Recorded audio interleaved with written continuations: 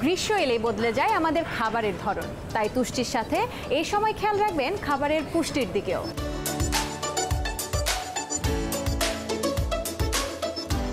বৈশাখের সময় গরমের মাত্রা ধীরে ধীরে বাড়তে থাকে। খেয়াল রাখুন এই সময় যেন পুষ্টি ও তুষ্টি দুটোর মাত্রাই ঠিক থাকে। ডাবের পানি এ সময় একটু বেশি পান করতে পারেন।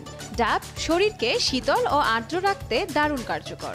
এর মধ্যে লবণ ও অন্য নানা খনিজ উপাদান থাকে, যা আপনার সামগ্রিক সুস্থতার জন্য খুব দরকারি।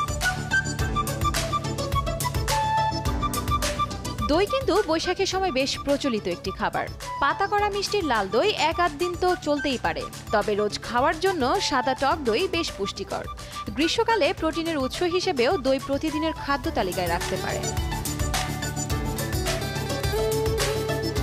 তরমুজ, শসা ও বৈশাখে বেশ দারুণ উপকারী। তরমুজে লাইকোপিন থাকে। শসা শরীরের পিএইচ এর ব্যালেন্স ধরে রাখে। এছাড়া এই ফলগুলোতে আছে প্রচুর পরিমাণ জলীয় অংশ। শিশুদের জন্য উপকারী তাজা আপেল, আঙুর, বেদানা।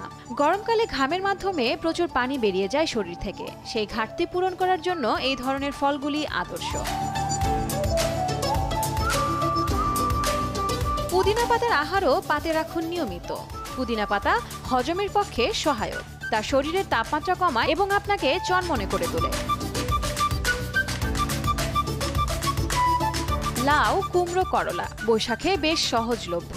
লাউ আপনি রান্না করে খেতে পারেন, আবার লাউয়ের জুসও খাওয়া যায়। লাউ শরীরের তাপমাত্রা নিয়ন্ত্রণে রাখতেও সাহায্য করে। এছাড়া করলায় আছে ভিটামিন, ম্যাগনেসিয়াম ইত্যাদি।